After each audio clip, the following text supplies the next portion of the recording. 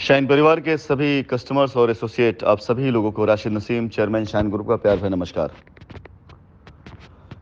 मैंने कल अपनी एक वॉइस नोट आप सभी लोगों को डाली है जिसमें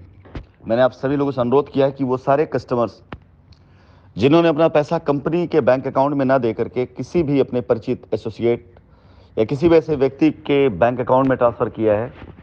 शाइन में निवेश के लिए या नगद के तौर पे दिया है, किसी भी तौर पर आपने यदि अपनी कोई भी धनराशि कंपनी बैंक अकाउंट के अलावा यदि किसी और बैंक अकाउंट में दिया है तो आप सभी लोग अभी से तैयारी कर लें, क्योंकि अधिकतम से अधिकतम हमें पूरा विश्वास है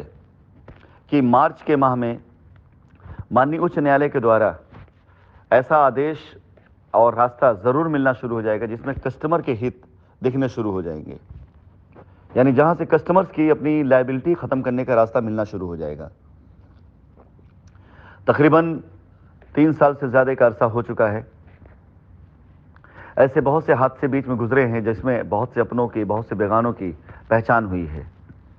ऐसे बहुत से लोग जो कंपनी की मुख्य धारा में थे, लेकिन विपत्ति आने के बाद ऐसे लोगों के जो रूप रंग नज़र के सामने आए हैं, कंपनी के लिए बड़ा मुश्किल हो जाएगा कि किस पर विश्वास किया जाए, किस पर विश्वास ना किया जाए। पहले हमारी कंपनी में व्यवस्था काम करती थी और व्यवस्था के साथ साथ संबंध, संपर्क, इमोशन, ये सारी चीज़ें भी साथ में काम करती थी। लेकिन जिस प्रकार की चीज़ें अभी घटित हुई हैं,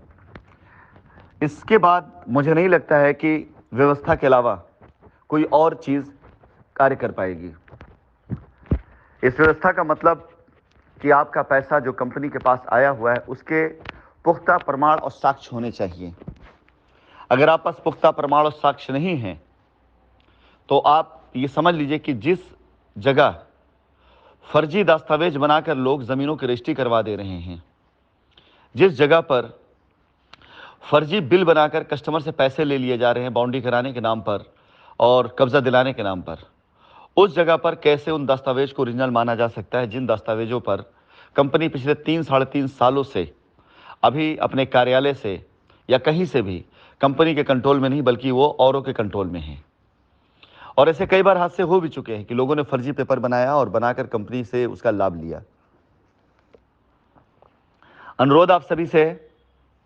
कि मेरी बात को अन्यथा न लेते हुए इमीडिएट उन प्रयासों की तरफ बढ़ें जो आप उन कस्टमर को जिनका पैसा कंपनी के बैंक अकाउंट में नहीं आया है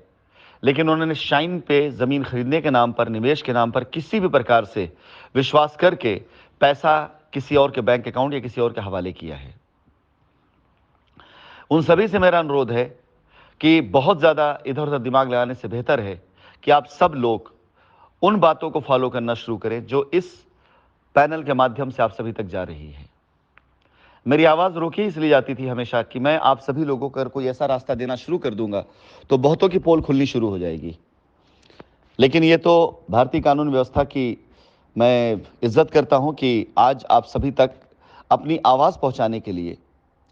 और आप सभी के साथ खड़े होने के लिए कोर्ट की तरफ से कभी भी ऐसा कोई भी आदेश मेरे लिए नहीं आया कि मैं अपने कस्टमर के हित के लिए बात ना करूं। तो मेरी जो बातें हैं वो बातें सिर्फ अपने कस्टमर के हित के लिए हैं और कस्टमर के हित में मैं चाहूँगा कि जिन लोगों ने कंपनी के बैंक अकाउंट में पैसा नहीं दिया, किसी और माध्यम से किसी को भी पैसा दिया है, कृपया करके वो सारे के सारे लोग इस नंबर पर मैसेज अपनी डिटेल के साथ करेंगे। जो नंबर दिया गया है, जो नंबर आपके सामने मौजूद है, इस नंबर पर आपके आए हुए मैसेज में आपकी डिटेल होनी चाहिए कि आपने पैसा किसको किस बैंक खाते में दिया है और उन्होंने आपसे क्या कहा है। इसी नंबर को एडमिन बनाकर एक ग्रुप बनाया गया है।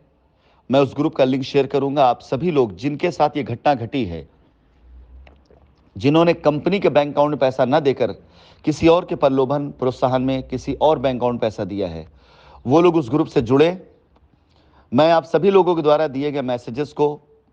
देखने के बाद, समझने के बाद, पढ़ने के बाद आपसे बात भी करूंगा और आप सभी लोगों से मैं अनुरोध करूंगा कि जैसे अगर आप पास एक चेक होती है और उस चेक पर आपके पैसे की अदायगी नहीं होती है तो आप एफआईआर बगैर चेक को डिसऑनर्ड किए नहीं करा सकते हैं। क्या आप पहले आते चेक डिसऑनर्ड कराते फिर आप एफआईआर कराते हैं? माननीय न्यायालय के अंदर कोई भी बात रखने के लिए उसकी एक लीगल फॉर्मेलिटी होती है जो पूरा करना आवश्यक होता है। अगर आपके साथ कोई भी व्यक्ति ऐसा छल करके बैठा हुआ है जो आपका पैसा ले करके आपको कंपनी की तरफ आपको उकसा करके कंपनी पर आरोप लगाकर खुद को बचा रहा है, तो जब तक आप उसके खिलाफ कोई नोटिस या कोई कंप्लेन या कोई एफआईआर नहीं करेंगे, तब तक आपका केस, आपका क्लेम नहीं खड़ा हो पाएगा। आपके द्वारा यदि ये कदम उठाया जाता है, आपके नंबर से जो भी मैसेज, जो भी कॉल आएगी, यदि आप उस व्यक्ति के खिलाफ में जो आपका फ़ोन उठाना बंद कर चुका है या जो आपसे झूठ बोल रहा है या जो आपको कंपनी के प्रति उकसा रहा है और आपका पैसा खुद लेके बैठा है, तो यदि आप कोई भी एक्शन लेना चाहते हैं तो आपको पूरी तरीके से उस एक्शन लेने के लिए कंपनी सपोर्ट करेगी। चाहे वकील, उसकी फीस, केस की पैरवी और यहाँ तक कि उस केस के जजमेंट तक मैं आपके साथ, आपके पीछे खड़ा रहूंगा। आज आप सभी लोग जिन्होंने इस प्रकार से कोई भी कार्य किया है कि आपने अपना पैसा कभी भी किसी भी तौर पर किसी एसोसिएट को दिया हो और आपका काम ना हुआ हो, एसोसिएट ने आपसे बात करना बंद कर दिया हो या एसोसिएट ने कंपनी पर आरोप लगाकर कहा कंपनी भाग गई है, तो कृपया करके अपने डिपॉजिट किए गए पैसे की जो एविडेंस, जो प्रूफ है वो, इसके साथ ही साथ टोटल धनराशि के साथ क्या उन्होंने आपसे वादा किया था, क्या उन्होंने बदले में आपको कोई चेक दिया है, क्या उन्होंने किसी प्रकार से कुछ लिखित आपको दिया है, उसकी कॉपी। और इसके साथ ही साथ आप तैयारी कर लें कि अगर आप मुझे व्हाट्सअप कर रहे हैं तो आप तैयार हैं अपने पैसे की रिकवरी के लिए। आपको सिर्फ और सिर्फ हमें साक्ष्य देने की आवश्यकता है और लोकल थाने में या हमारे अधिवक्ता के द्वारा बताए गए रास्तों पे चलना है। आपको 1 रुपया खर्च नहीं करना है, 1 पाई आपको नहीं खर्च करना है। और ये बात आप जान लें कि जब तक आप इस तरह का कोई लीगल एक्शन नहीं लेंगे, तब तक आपके पैसे की रिकवरी नहीं हो पाएगी। यदि आपका पैसा कंपनी के बैंक अकाउंट में नहीं आया है, तो स्थिति आपके लिए बहुत ही ज़्यादा दयनीय और शोचनीय हो जाएगी। आप सभी से मेरा अनुरोध है कि वो सारे के सारे लोग